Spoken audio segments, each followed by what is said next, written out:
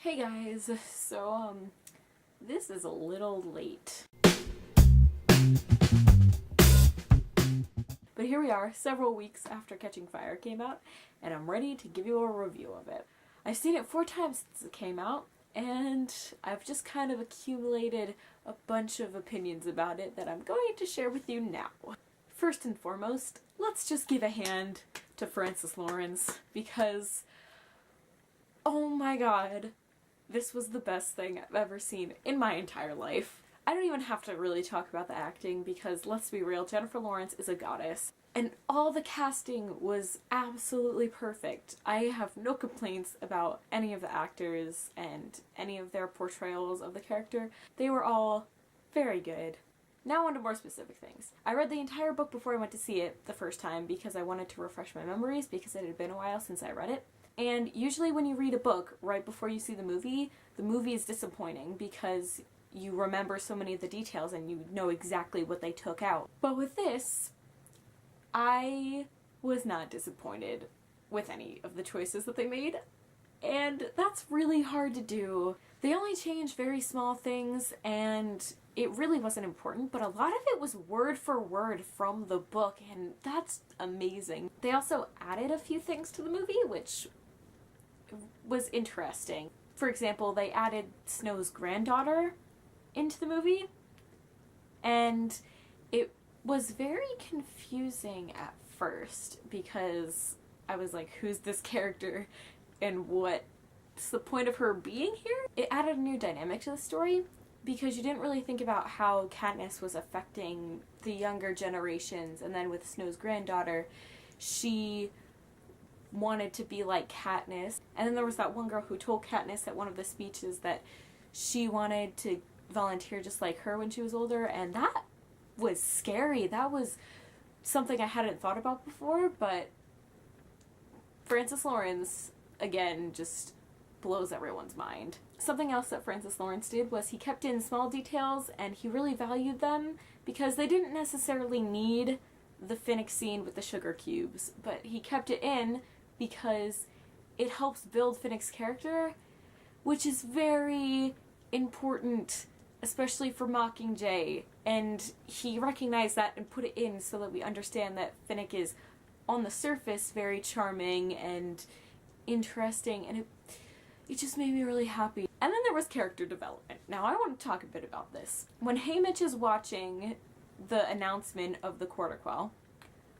he gets pissed off and throws his bottle at the screen. And that's a side of Haymitch that we haven't seen before because he's usually very laid back and drunk, and he doesn't really show any sort of emotion usually. But when you saw that, it really made you think about Haymitch's character, and he is affected by the Hunger Games and the Capitol, but he doesn't show it. And then when Katniss goes to his house, he's completely relaxed again and acts completely apathetic. And it's all fake. He does actually care, but he hides it under alcohol because he can't cope. And I love Haymitch so much. He's probably my favorite character in the whole series, and that just was very important to me. And then there was Effie, and they did such a good job of making sure she didn't look like just any old Capitol person, because as the movie went on, she started realizing how awful this whole society is, because she loves Katniss and Peeta with all of her heart. No matter how manipulated she is by the Capitol, she's always loved them. Then when they're put into the games again, she starts realizing how unjust everything is, and she cries and she really cares about them. It shows that her eyes are opening to how awful this society is. Okay, so there were things that I wish they had kept in, but I totally understand why they didn't keep them in.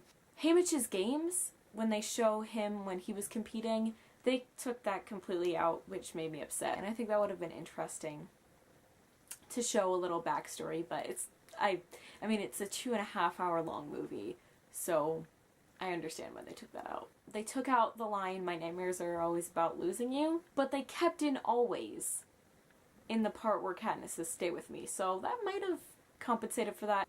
But they also added another Gale and Katniss kiss, which made me uncomfortable. I think they just ship Galeness a little bit, which is strange. Not that there's anything wrong with shipping them, but the canon ship in this is Everlark, so you'd think that they would enforce that, but it's fine. It's fine, didn't bother me. And then there were some awkward angles at the end of the movie. Not that they were bad or anything, but I don't know, like when Katniss is getting picked up by the hovercraft, I don't know, I didn't like the angle for that, but maybe that was just me. Jennifer Lawrence is still perfect.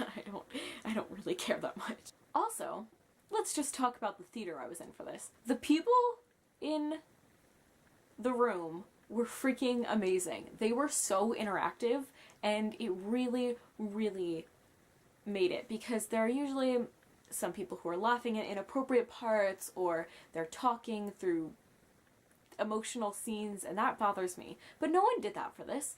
The only time my theater made noise was when Johanna just basically said fuck you to the Capitol. And twice. She did that twice. And we clapped both times, which was great. And then there were the occasional oohs and ahs and like that kind of thing. And I was just like, this theater is freaking awesome. I was so happy about that because it really makes the experience. And I don't know. It was fun. And they also laughed at funny parts and didn't laugh at other parts. Because I'm sorry, but if you were laughing during the scene where they were washing themselves off in the pond, I was very angry at you. That was upsetting because they were in pain. And I don't really get why that was funny. I mean, you would be screaming too. It was probably very painful. So I didn't get why people were laughing at that. So in general, I really enjoyed this movie. Hence my seeing it 4 times, and I'm probably going to see it again before it comes out of theaters. So yeah, if you haven't seen this movie yet, I don't know why you're watching this video first of all, and go see it, because it's good. If you want to see more of my videos, you can click the subscribe button, obviously. You can like this video if you want to, or comment, because comments are good. Tell me what you thought of this. Which part did you think was the most emotionally draining, because for me it was basically the whole movie. See you guys later. Bye!